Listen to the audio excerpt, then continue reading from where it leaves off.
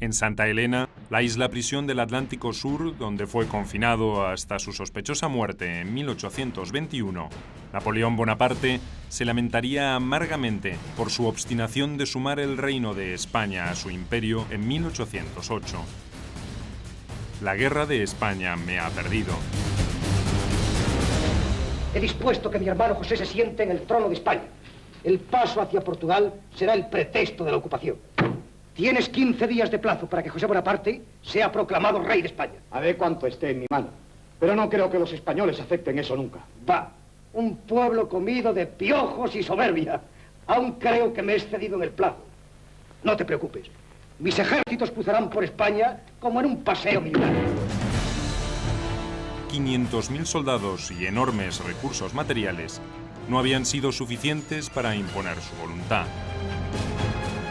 Un pueblo heroico, dispuesto a luchar hasta la muerte, casi sin armas, y solo con una conmovedora fidelidad a su patria, a su religión y a su rey, habían hecho imposible la conquista. La Guerra de la Independencia de España fue en ese sentido la epopeya de una nación unida en defensa de su dignidad y de su identidad más profunda. Con más pasión que conocimiento, con valentía antes que aptitud militar, los españoles se enfrentaron al mejor ejército del mundo en ese tiempo. La suya no fue una historia de grandes batallas ganadas con pericia táctica y virtudes guerreras. Fue una larga y sangrienta saga de un pueblo en armas que con tremendo coraje y abnegación terminó por quebrar la voluntad de lucha del enemigo.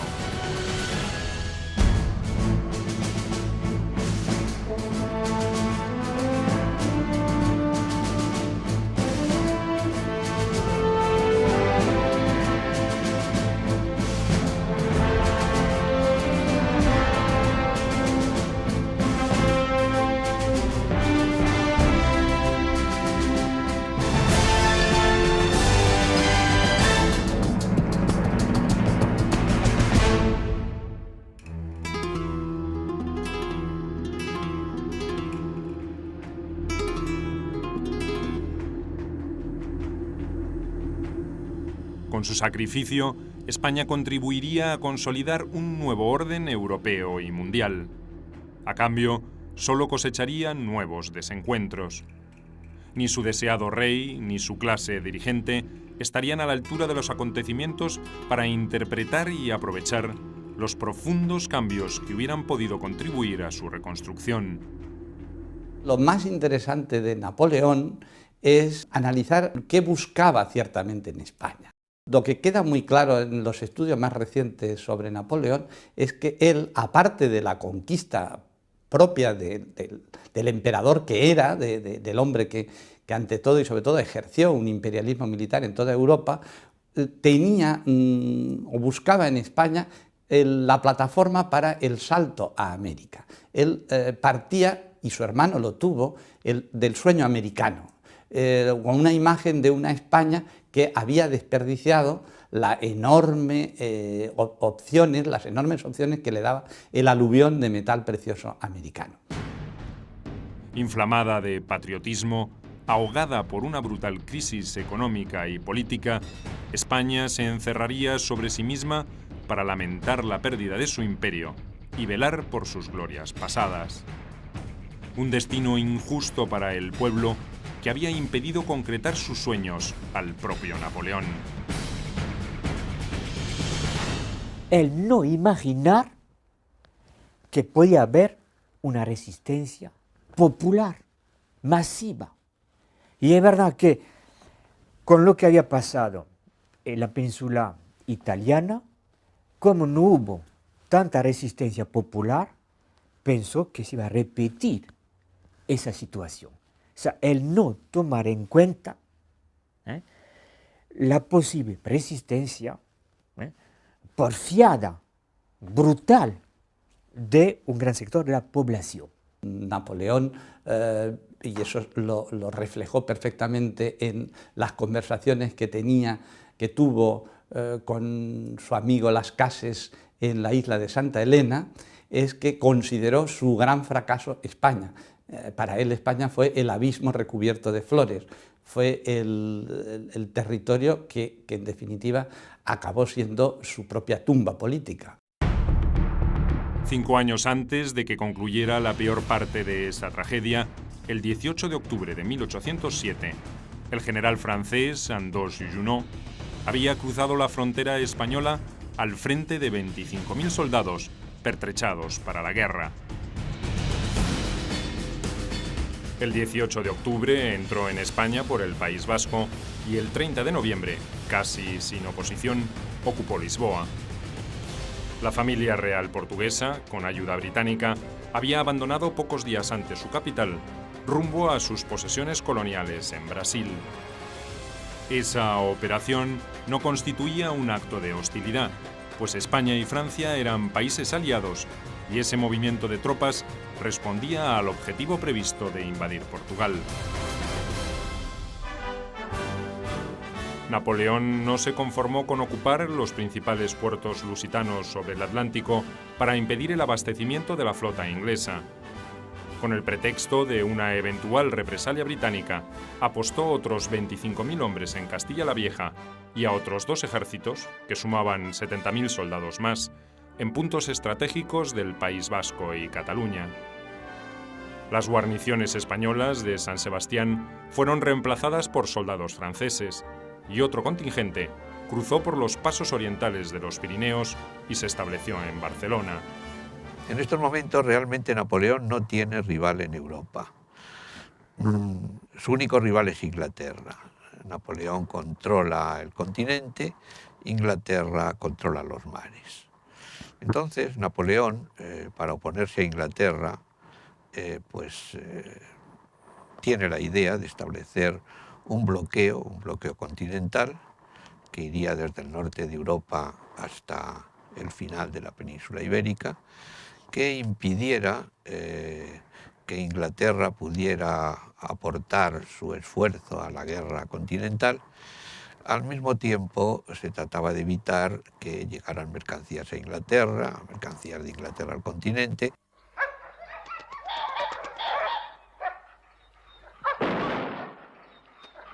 ¡Dos pájaros de un tiro, Paco, dos! Carlos IV era un monarca débil, carente de una personalidad dominante y desinteresado del gobierno del reino. Los temas del Estado los había confiado casi en forma exclusiva a su ministro Manuel Godoy, mientras él ocupaba sus días en excursiones de caza o en trabajos mecánicos. Carlos IV era lo que podríamos llamar un buen burgués, es decir, tenía aficiones privadas, era experto en relojería, era, como su padre, muy aficionado a la caza, era de buen carácter, no era especialmente inteligente, no tenía una voluntad fuerte, no se ocupaba demasiado de los negocios de Estado y sobre él tenía una gran influencia la reina María Luisa. Seguramente más inteligente que el rey, desde luego con más voluntad, y en este sentido pues hay que hablar de una fuerte influencia de la reina. Madrid se había comprometido a aportar una cantidad similar de tropas a la de Francia para cumplir con el objetivo. Una vez alcanzado, el pequeño reino lusitano sería dividido en 3. El Tratado de Fontainebleau es un acuerdo de política de un contenido más amplio, pero en el cual Godoy va a encontrar finalmente lo que él cree que es la solución a sus problemas. Va a encontrar, como Portugal no quiere cerrar los puertos al comercio con Inglaterra, España y Francia van a invadirlo para cerrar los puertos manu militari. Y, de paso, se conviene en repartir Portugal. El centro del país quedaría bajo administración militar francesa. Desde allí se iniciaría el sistemático hostigamiento hacia las islas británicas. Los otros 2/3 serían concedidos a una hija de Carlos IV y al ambicioso e inescrupuloso Godoy.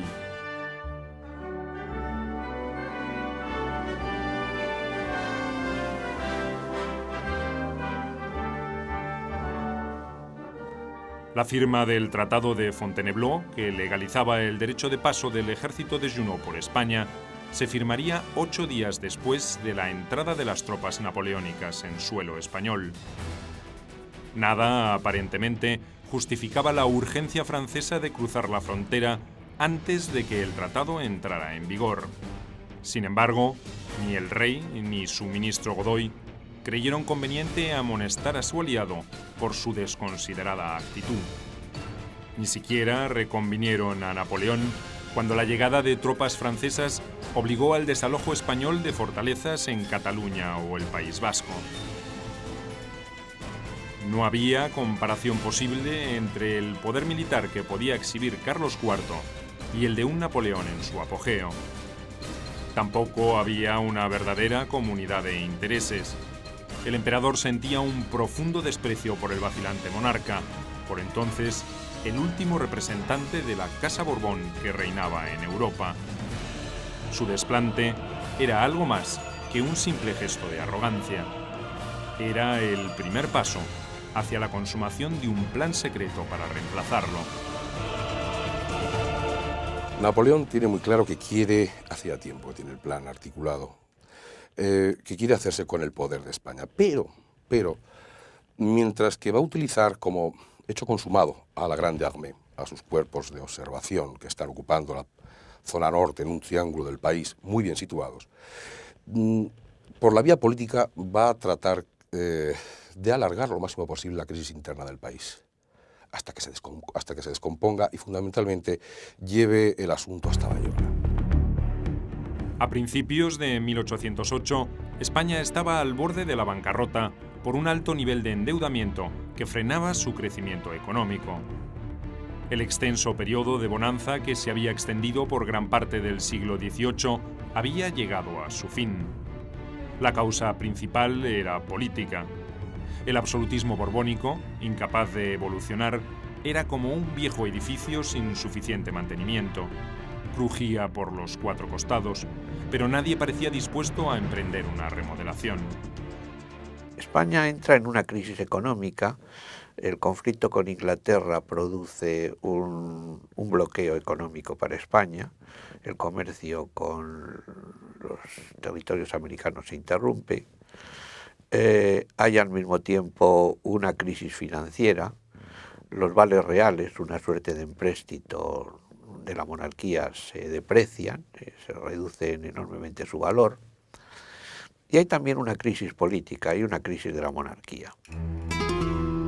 Durante el siglo XVIII, el reino casi había duplicado su población, de 6 a 11 millones de habitantes, y ese incremento demográfico había tenido un favorable correlato en la agricultura, el comercio y la industria, hasta que una anticuada estructura de producción de bienes agrícolas e industriales y la ausencia de una infraestructura adecuada terminaron por afectar ese desarrollo económico.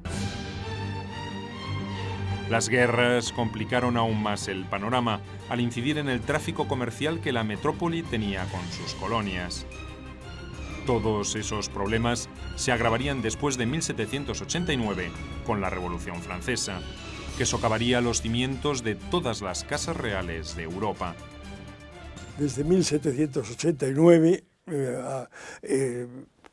Europa ha vivido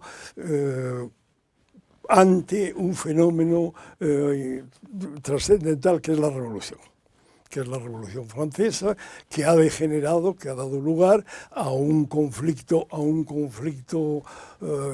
a gran escala entre los revolucionarios franceses y los príncipes, los reyes europeos, que primero quieren intimidar a Francia, después quieren vengar la ejecución de Luis XVI y que después quieren parar a una potencia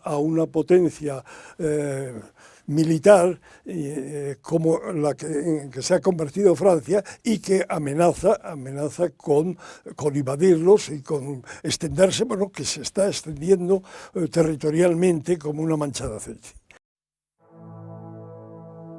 Carlos IV había asumido los destinos de España en 1788 6 meses antes del dramático pronunciamiento francés contra el absolutismo monárquico. Durante el reinado de su padre, Carlos III, se habían hecho algunos intentos para reformar el régimen, con la anuencia del propio soberano. Los críticos del despotismo ilustrado en la península advertían que la ociosidad de la nobleza y las extensiones de tierras improductivas en manos de la Iglesia conspiraban contra un mayor crecimiento económico. También subrayaban que las prácticas monopolistas de industriales y comerciantes iban a acarrear problemas a la economía del país y, en consecuencia, a la corona. Pero salvo casos muy puntuales, sus observaciones concluían allí. La onda de choque de la Revolución Francesa afectó hasta a los reformistas moderados y asustó a un Carlos IV incapaz de comprender sus efectos. El repliegue hacia posiciones más conservadoras se hizo inevitable. Incluso un veterano reformista como el conde de Floridablanca creyó conveniente volver sobre sus pasos. Aisló España para evitar el contagio revolucionario. Porque aquí no queremos tanta luz, ni sus consecuencias, señalaría en una carta al embajador español en París. Floridablanca había sido un eficiente ministro de Carlos III, y lo era de Carlos IV, pero no pudo impedir que grupos de reformistas perseverantes terminaran minando su reputación. En 1792 fue reemplazado por el conde de Aranda, un destacado miembro del partido aragonés que proponía una monarquía menos absolutista. Aranda presumía de su amistad con Voltaire y con otros inspiradores u ejecutores de la Revolución Francesa. Esa condición catapultó su ascenso. Carlos IV necesitaba un interlocutor con los revolucionarios franceses para tratar de rescatar a su primo Luis XVI, retenido y amenazado de muerte. La proclamación de la República, el estallido del terror revolucionario y el encarcelamiento y proceso de Luis XVI liquidaron las intenciones de Aranda. El conde terminó acusado de discípulo de la escuela jacobina y reemplazado por un joven y casi desconocido amigo del rey, Manuel Godoy.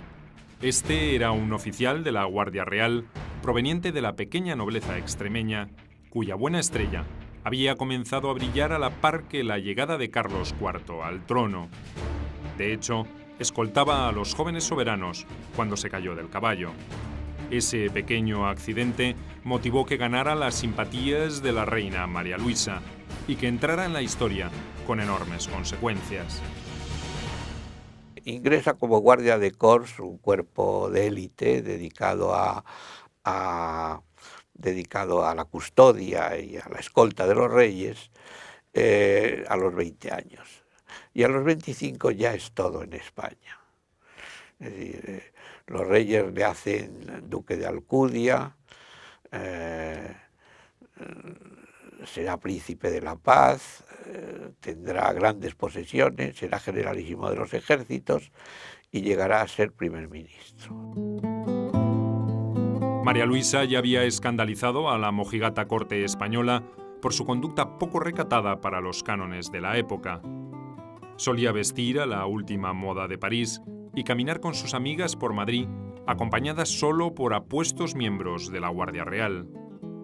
Pero su influencia sobre su esposo sería la causa primordial de la aparición de Godoy como protagonista central del futuro drama español. Fue el hombre que a los ilustrados del momento les generó una inicial, que duró poco ciertamente, pero una inicial imagen del hombre que podía aportar lo que ellos consideraban que era el cambio necesario, el cambio ideológico, cambio social, cambio político necesario en la España del antiguo régimen. La realidad no fue así y a partir de 1805, sobre todo con la batalla de Trafalgar y en los años posteriores, él fue el hombre del desencanto. Godoy tenía otros planes para enaltecer la gloria de sus protectores. Sus antecesores habían evitado por diferentes motivos avivar el riesgo de una guerra contra la Francia revolucionaria. Godoy haría todo lo contrario.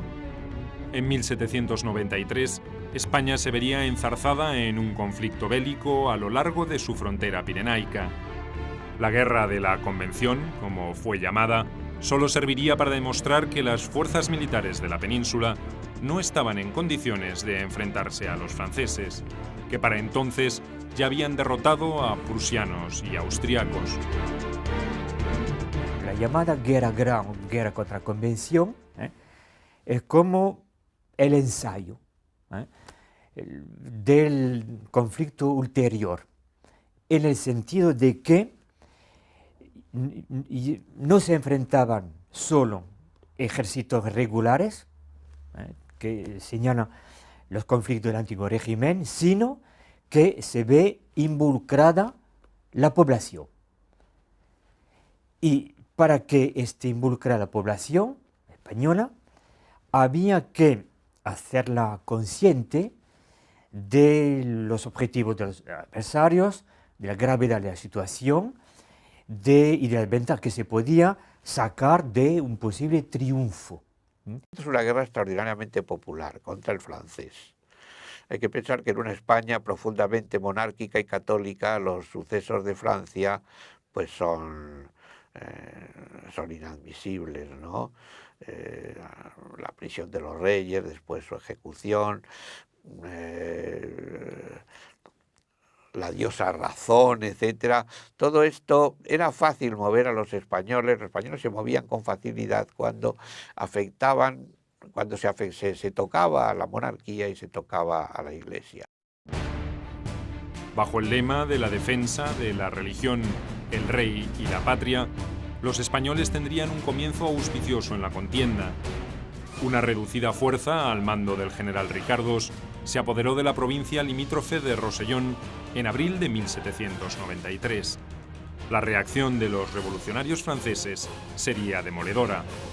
En 5 años cayeron en sus manos Figueras, Irún, San Sebastián, Bilbao, Vitoria y Miranda del Ebro. Y España, sin recursos económicos ni capacidad militar para seguir con la aventura, más allá de los inflamados sermones de los sacerdotes contra los herejes regicidas, tuvo que pedir la paz. En 1795, gracias al Tratado de Basilea, recuperaría los territorios perdidos, pero tendría que ceder la mitad de la isla de Santo Domingo en el continente americano. Contrariamente a lo que podría suponerse, Godoy sería premiado por sus desgraciadas decisiones con un nuevo título, el de Príncipe de la Paz. En 1796, la historia cambiaría de rumbo. En esta ocasión, sería la creciente presión inglesa para quebrar el debilitado monopolio español en sus colonias americanas, lo que llevaría a Godoy a firmar con París el Tratado de San Ildefonso. Este era una alianza militar con sus otrora enemigos franceses. El resultado no pudo ser peor.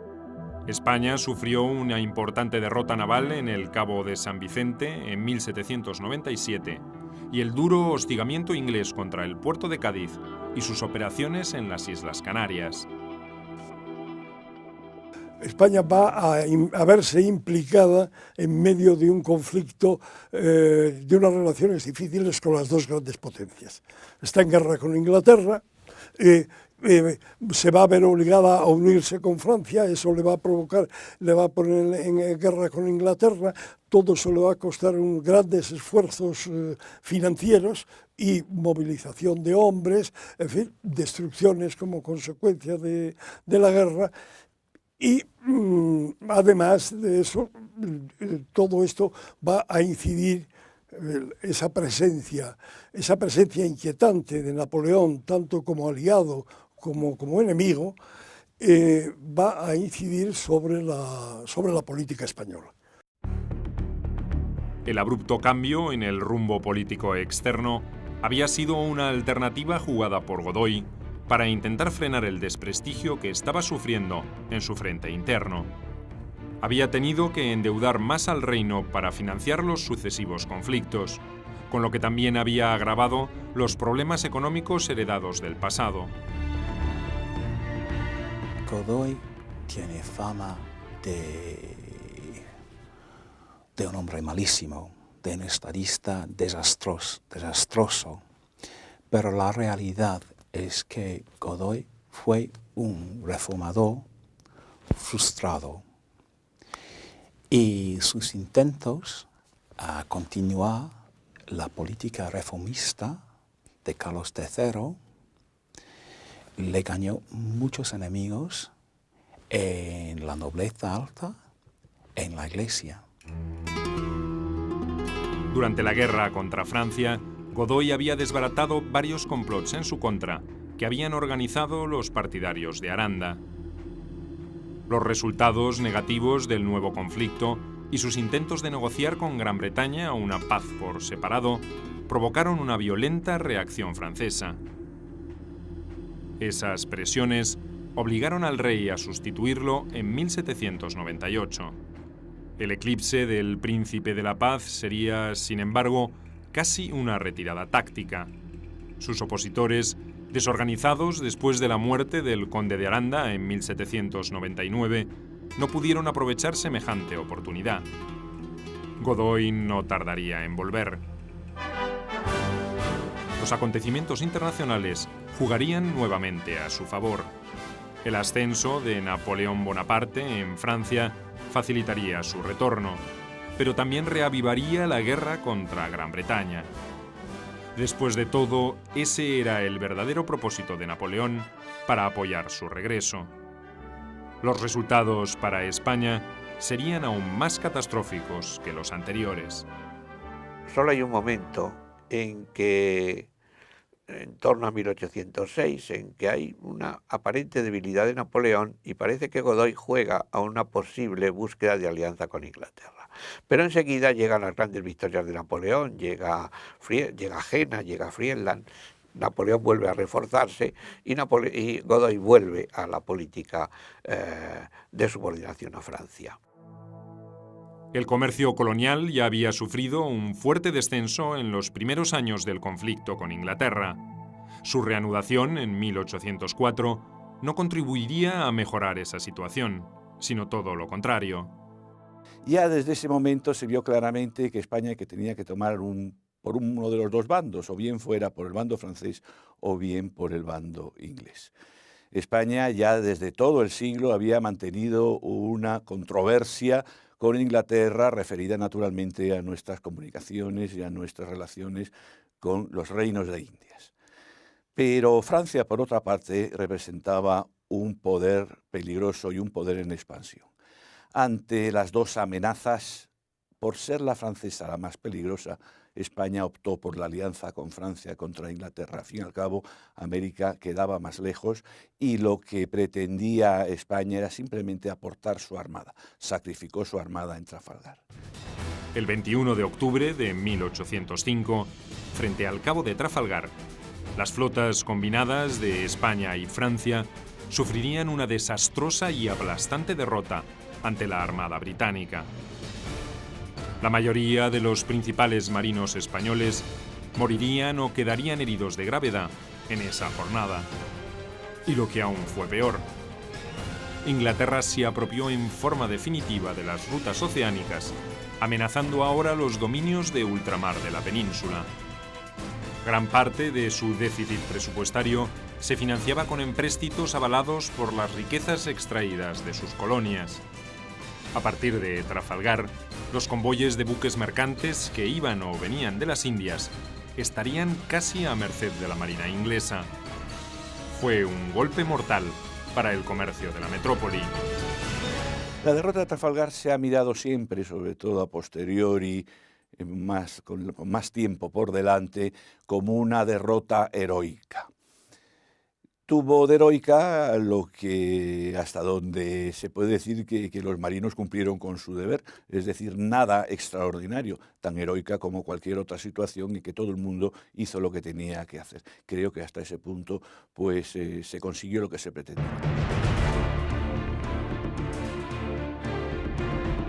La crisis económica y las derrotas militares acrecentaron las críticas y la oposición contra el favorito. Su meteórica carrera hacia el poder y la forma de alcanzarlo habían sido una de las primeras causas del rechazo por parte de las jerarquías aristocráticas y de las burocráticas del gobierno. Después se sumaría la cúpula eclesiástica por la apropiación de bienes que sufrió por parte del Estado para financiar la guerra, y la burguesía, acosada por impuestos y quebrantos. La presión inflacionaria sobre los alimentos le granjearía también la antipatía de los trabajadores. Esta vez los enemigos de Godoy encontrarían un importante aliado para su causa, nada menos que Fernando de Borbón, el príncipe de Asturias. Un personaje lleno de concavidades que arrastró siempre un odio, un resentimiento hacia su propia familia por las dudas legítimas que pudo tener respecto a la paternidad de su padre y por tanto respecto a la moralidad de su madre, y en lo referido a su ideología, a su comportamiento como rey, efectivamente fue un hombre de antiguo régimen que después de 1814 no es que quiso volver a la situación previa a 1808, sino que intentaba volver a la situación previa a 1789. Es decir, volver al antiguo régimen puro y duro, sin ninguna concesión a cambio alguno, como si nada hubiera pasado en la sociedad europea cuando tantas cosas habían pasado. El primogénito de Carlos IV odiaba a ese personaje que tenía tan fuerte influencia sobre sus padres y muy especialmente sobre su madre. Esa inquina había sido reforzada por uno de sus preceptores, el canónigo Juan Escóiquiz, otro cortesano que soñaba con lograr una ubicación de privilegio en la corte a través del heredero del trono. Escóiquiz se transformaría en el verdadero monje negro de un joven Fernando tímido e inseguro. La alta nobleza continuamente está planteando problemas y está intentando recuperar este poder perdido. Es lo que se ha llamado, algún historiador español ha hablado de el partido español, que es el partido de la alta nobleza frente al partido de esta nobleza media, pequeña, lo que se llamó también el partido de los golillas. Bien, en cierta manera Fernando VII encabezará lo que en este periodo sería este partido español, que a lo largo del XVIII pues tiene diferentes manifestaciones, ¿no? Entonces hay un grupo que efectivamente piensa en Fernando como sustituto de su padre, en un contexto de desprestigio de la monarquía y en un contexto en el que Godoy es el personaje más odiado en el país. Godoy nunca logró ganarse la simpatía del príncipe de Asturias y le pagó con la misma moneda. Paulatinamente fue relegándolo a posiciones más secundarias pese a su rango. No era invitado a las reuniones de ministros que presidía su padre y se le ocultaba todo tipo de información clave para el gobierno del reino. Fernando, con la ayuda insidiosa de Escóiquiz, no tardó mucho tiempo en sospechar que el favorito tenía intenciones de convertirse en el futuro rey. Esa presunción fue suficiente para llevar el enfrentamiento entre ambos a posiciones casi irreconciliables. La actitud del príncipe de Asturias aceleró así la creación del partido fernandino. En esta situación, además, hay un conflicto interno. Hay un conflicto interno que son las malas relaciones entre Carlos IV y Fernando VII. Las relaciones son malas porque evidentemente Fernando VII no encuentra, es decir, Fernando VII odia a Godoy, porque Godoy hay un momento en que puede aparecer, podría convertirse en un príncipe soberano. Los aristócratas, que nunca habían comulgado con Godoy, y aquellos que por diferentes motivos habían sido desplazados del gobierno, rodearon al heredero del trono. Incluso dejaron trascender todo tipo de rumores sobre los supuestos desaires a los que era sometido el buen príncipe por parte del malvado Godoy. Lo hacían para enaltecer su imagen ante el pueblo. Lentamente se fue construyendo la leyenda que terminaría convirtiendo a Fernando en el rey deseado, como el reverso del odiado favorito. todo fue culpa de Godoy. Bien directamente o bien indirectamente, porque Dios estaba castigando a España por los pecados de Godoy. Bien, entonces, para Godoy había odio tremendo. Para Fernando VII había amor. Fernando VII estaba el príncipe que iba a rescatar a España de todos sus problemas. Hacia 1806, las intrigas cortesanas habían adquirido rango de cuestión de Estado. Hasta Napoleón, hasta entonces aliado de Godoy, resolvió jugar algunas bazas en el partido fernandino. El 21 de mayo de 1806 había muerto la primera esposa de Fernando, la princesa María Antonia de Nápoles, y el emperador, con la ayuda de Escóiquiz, promovió la idea de concertar un matrimonio entre el príncipe de Asturias y una princesa de la casa Bonaparte. El propio Fernando llegó a escribir una carta a Napoleón admitiendo su interés en concretar ese vínculo. Fernando VII, que se ha quedado viudo, decide, aconsejado por las personas de su confianza, de lo que se llama el cuarto del príncipe, decide buscar la protección de Napoleón. La protección de Napoleón para que la corte, para que Godoy sepa que el emperador no está dispuesto, en fin, que el emperador le protege.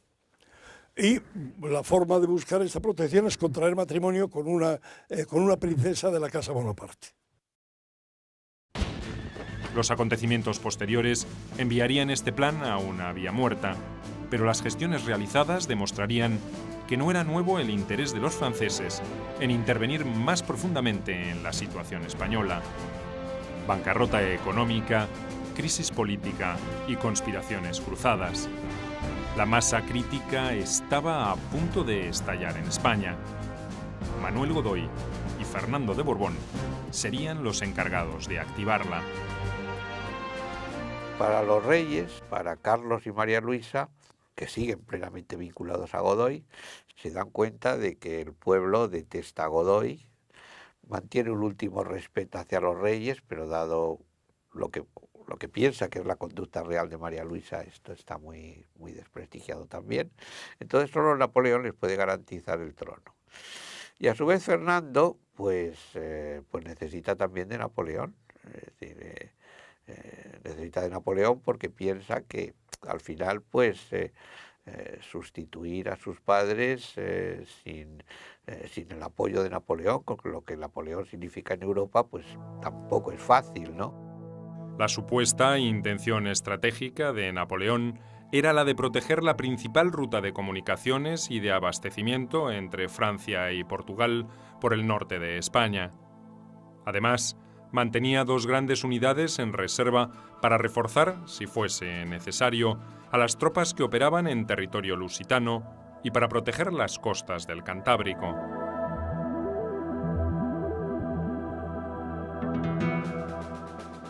En menos de 3 meses, y sin disparar un solo tiro, 100.000 hombres al mando del mariscal Joaquim Mugat, gran duque de Berg y cuñado del emperador, ocuparon la península. Tenían bajo su control varias fortalezas y habían neutralizado a los mejores ejércitos españoles, que tenían 25.000 soldados en Portugal y otros 12.000 en Dinamarca, al mando del marqués de la Romana. La idea, que corresponde a un plan perfectamente preparado de invasión, era la de dividir los cuerpos de ejército en diversas zonas que pasan a tener sus cabeceras y que pasan a ser zonas de influencia francesa. En primer lugar, naturalmente, está la región centro. En la región centro irán los cuerpos de ejército primero y segundo, son los cuerpos de ejército de Moncey y de Dupont. Hacia el norte de España irá el tercer cuerpo de ejército con misiones de ocupar toda la cornisa cantábrica y con guarniciones muy caracterizadas en Burgos, en Vitoria, en Pamplona y en San Sebastián. Y un segundo ejército que pasará a la zona catalana con base en Barcelona. La guerra no era popular en España, pero el paso de los famosos ejércitos napoleónicos despertó en principio el asombro y la admiración de los habitantes de los pueblos y zonas rurales. Era una colorida novedad, después de años de penurias. España estaba pasando por un periodo terrible en la preguerra. Hambre, enfermedad, epidemias de enfermedad, la fiebre amarilla, por ejemplo, desastres naturales. En abril y mayo de 1807 había nieve en Valencia. Literalmente había nieve en las playas de Valencia. Desastre, desastre, desastre. En esos momentos, tras 2 años de postraciones, el precio del pan volvía a niveles normales y la vida parecía reencauzarse. Muy poco duraría la buena nueva. Las fuerzas imperiales tenían la orden de abastecerse de víveres en la región que ocupaban. Con el pretexto de que el gobierno español no les proveía de lo suficiente según lo acordado, los franceses requisaban y saqueaban sin ninguna consideración. La resistencia de los habitantes no se haría esperar. En Guipúzcoa y Navarra hubo enfrentamientos entre pequeños propietarios y los soldados napoleónicos. En Barcelona, los frecuentes choques obligaron al jefe francés, el general Duhesme, a adoptar medidas excepcionales para proteger a sus hombres. Hay una actitud general, no solamente en España, sino en toda Europa, que se manifiesta a lo largo ya del siglo XVIII y los comienzos del XIX, de cierta desconfianza hacia el extranjero.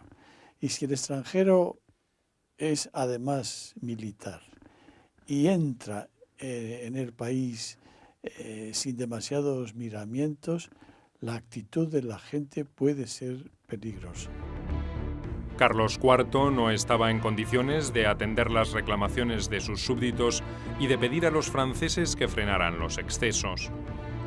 Junto con su favorito Godoy, se habían transformado prácticamente en rehenes de Napoleón.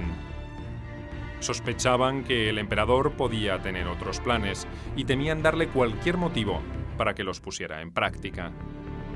Esa sensación se acrecentó cuando el 1 de febrero de 1808 el emperador se declaró protector de todo Portugal, omitiendo el desmembramiento del reino lusitano previsto en el Tratado de Fontainebleau. El emperador francés no confiaba en la capacidad militar de sus aliados españoles, y mucho menos en un gobierno que, según él, mostraba graves rasgos de ineptitud. Los Borbones eran además odiados por los franceses herederos de la Revolución. Napoleón mismo había desalojado a una rama de esa familia que había reinado en Italia, y solo esperaba la oportunidad para hacer lo propio en España. Consideraba que bajo su directa supervisión los recursos del reino y los de sus dominios americanos serían de enorme utilidad para sostener el conflicto contra Gran Bretaña.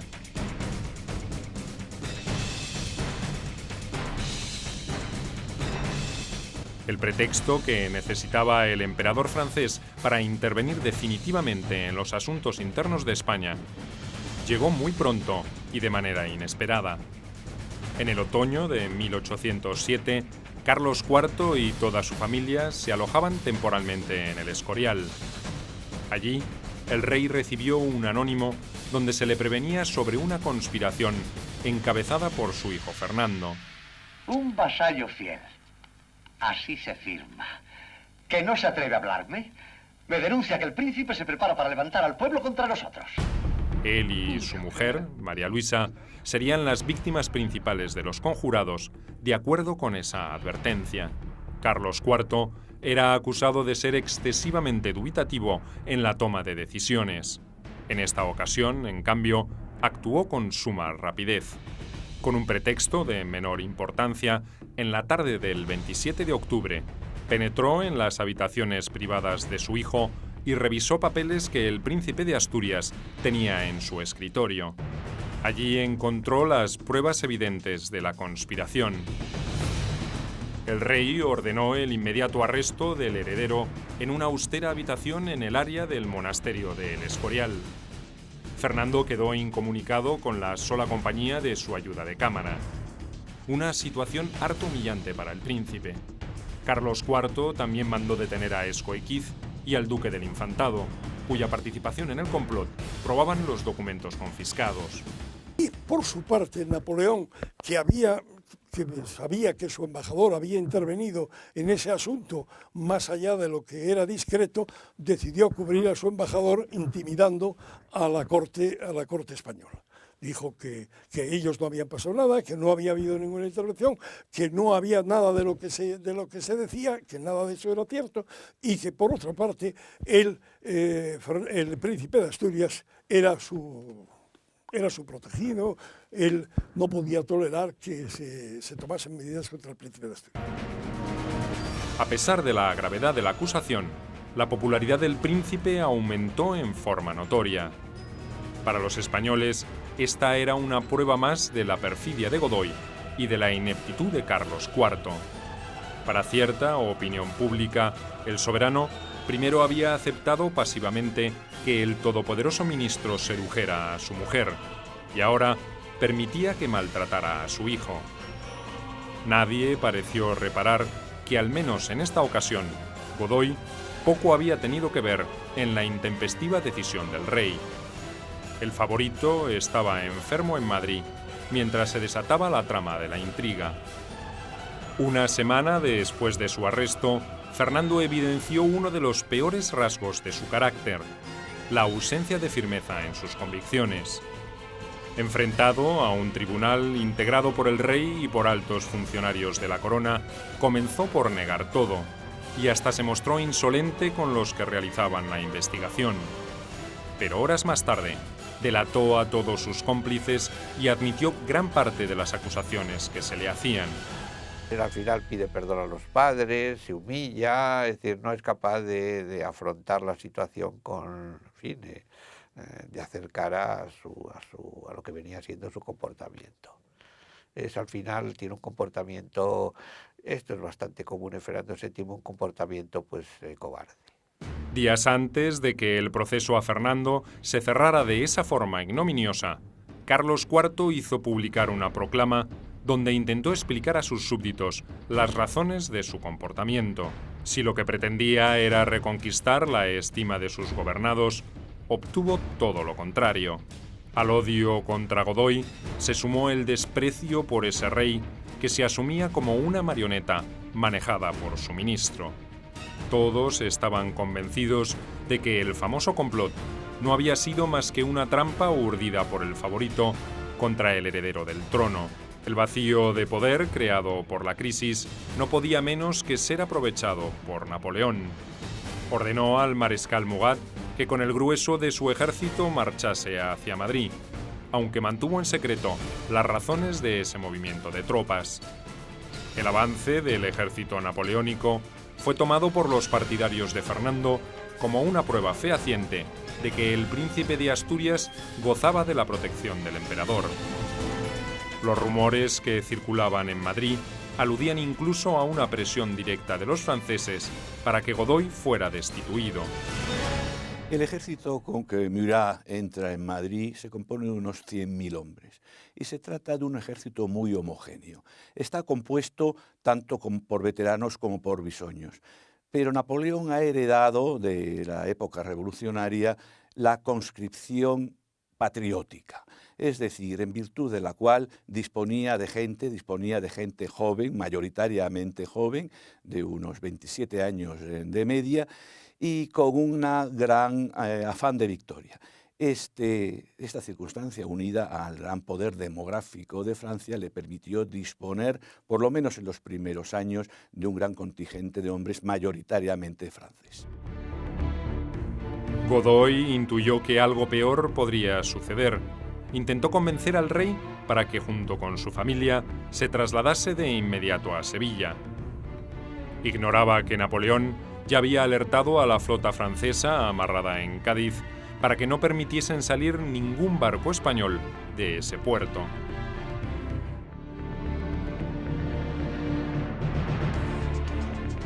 Carlos IV había vuelto a su proverbial demora para tomar decisiones y hasta el 13 de marzo no aceptó prepararse para el viaje. Era demasiado tarde.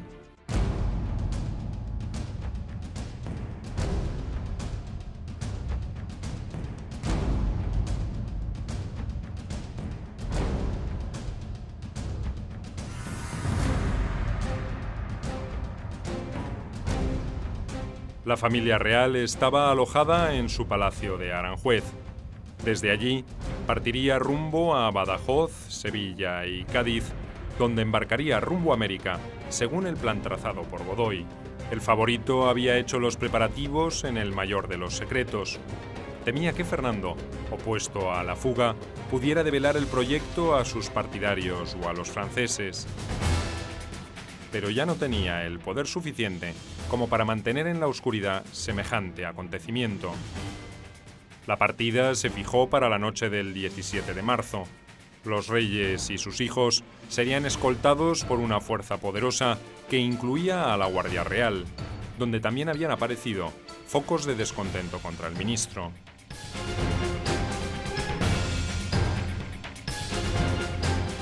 El rumor de la inminente huida del rey y de su familia se filtró desde Aranjuez y llegó muy rápido a Madrid. Carlos IV hizo publicar el 16 de marzo una proclama donde se desmentía la intención de abandonar la sede del gobierno. Pero su desprestigio ya era absoluto. Nadie parece creer demasiado en sus palabras. Los nobles conjurados se valieron de grupos de agitadores para organizar una algarada en los días posteriores. La intención era la de agitar al pueblo en contra del eventual viaje y al mismo tiempo reclamar la destitución de Godoy. En pasquines que comenzaron a circular por la capital se reflejaba cuál era el objetivo. ¡Viva el rey! ¡Viva el príncipe de Asturias! ¡Muera el perro de Godoy! En la noche del 17 de marzo comenzaron a converger sobre Aranjuez grupos de agitadores y de gente común, coordinados por el duque de Montijo, que se hacía llamar el tío Pedro. Pese a que el malestar era ya muy evidente, el plan de fuga aparentemente no se había modificado. Los carruajes estaban preparados y el equipaje embalado en el patio del palacio. La versión más fidedigna sobre los confusos sucesos de esa noche aseguraría que el problema se produjo por la salida de un carruaje de la casa de Godoy con 2 hombres y una mujer. Algunos guardias que vigilaban en los alrededores confundieron a esas personas con miembros de la familia real y creyeron que había comenzado la huida. Al tratar de detenerlos, se enfrentaron con un grupo de soldados de caballería fieles al ministro.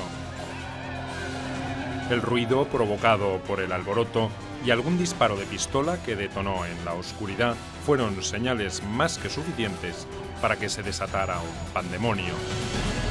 Prácticamente en Aranjuez no había población civil, todo era población al servicio de la corona y sobre todo y funcionarios, bueno, y gentes de las casas de los oficios, la gente que trabajaba en el palacio. Por lo tanto, la idea de considerar eso como una parte, una representación del pueblo, desde mi punto de vista, es excesivo. Vamos, lo que sí, evidentemente, lo que sí se dijo es que había sido un movimiento popular. Una parte de la multitud obstruyó las salidas del Palacio Real para impedir cualquier intento de fuga. Otros grupos se dirigieron a la casa de Godoy y al grito de «¡Muera el traidor!», derribaron las puertas, saquearon el lujoso mobiliario, o directamente lo quemaron. Revisaron todas las dependencias, pero el odiado ministro no fue hallado. Según su propio testimonio, se había refugiado en un escondite secreto de la mansión y permaneció allí alrededor de un día y medio hasta que se entregó a la guardia. Los amotinados no encuentran a Godoy, con lo cual existe una enorme inquietud entre ellos. Si Godoy ha escapado de Aranjuez, si Godoy se presenta en la corte en Madrid, Godoy podría asumir el poder y podría reducir es decir, pero en fin, en esas horas de inquietud o de inseguridad, eso no son más que horas. Hay un momento en el cual finalmente Godoy aparece. Godoy aparece, lo reducen y entonces tienen una palanca para forzar a Carlos IV a abdicar. Mientras los más exaltados asaltaban la casa de Godoy, Carlos IV, aterrorizado por las posibles consecuencias del motín, resolvió destituirlo de todos los cargos. Fernando fue el encargado de asomarse a un balcón del palacio para dar la buena nueva a la multitud enfervorizada. El príncipe fue vitoreado con entusiasmo por la multitud, que sentía que se habían cumplido sus deseos. Los que asaltaron el domicilio de Godoy, los que ocuparon la calle, eran de origen popular, ¿no? Plebeyo o infrapopular incluso. Pero a lo largo del conflicto que se va a entablar en España, sigue la problemática. Se ve actuar a la gente en las calles. Lo importante es llegar a identificar a los promotores de su movimiento.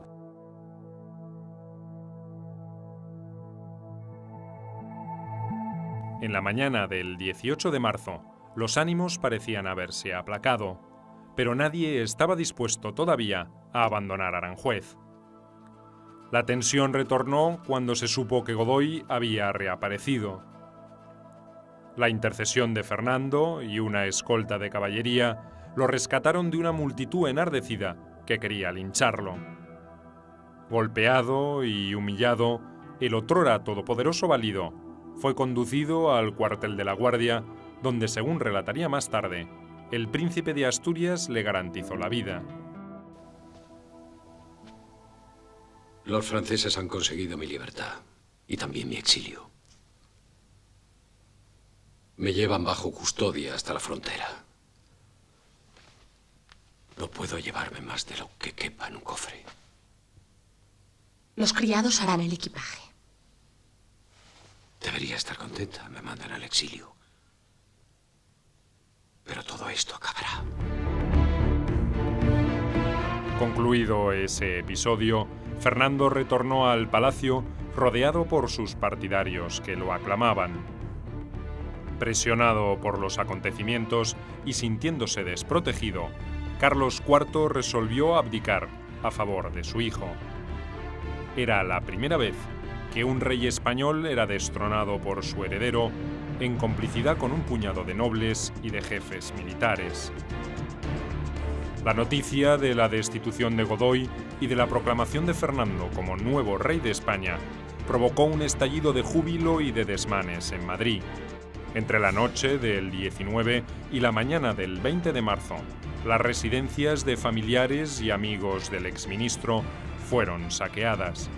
Bustos destruidos y retratos quemados fueron algunas de las manifestaciones menos extremas con que los madrileños descargaron su odio largamente contenido. En Sanlúcar de Barrameda fue arrasado un jardín botánico con especies americanas y asiáticas que se había creado por iniciativa de Godoy. En esa ciudad también se exigió la destitución y prisión de funcionarios de la corona. En Valladolid, la negativa inicial del alcalde de entregar un retrato que colgaba del ayuntamiento provocó un levantamiento popular. Hubo un desprestigio evidente de la reina, un ataque también a las calidades personales de Carlos IV como soberano, y todo ello en beneficio del que iba a ser el auténtico salvador de España, o sea, el príncipe de Asturias. Y efectivamente, cuando se produce el motín de Aranjuez, en Madrid, pero en Zaragoza, en todas partes, hay una manifestación tremenda de odio a Godoy, con destrucción de sus retratos, incluso los realizados por el propio Goya, pero también pues una auténtica alegría por la noticia de que Fernando por fin ha llegado a ser. Una sucesión de desaciertos y de una evidente ausencia de autoridad y clarividencia por parte del rey Carlos IV y de los conjurados había provocado una verdadera revolución en España. Aunque muchos de los implicados no lo advirtieran todavía, el antiguo régimen había sido herido de muerte, y la asunción de Fernando VII como soberano no podría ocultar esa realidad. El amado Fernando VII había por fin ascendido al trono, pero las extremas circunstancias que rodearon la abdicación de su padre teñían con matices de ilegitimidad su reinado. Con absoluta perspicacia, Napoleón no dejaría de aprovechar esa oportunidad. La violencia y los excesos cometidos por los amotinados serían el argumento central en que se fundaría la intervención del emperador francés en la desprotegida España.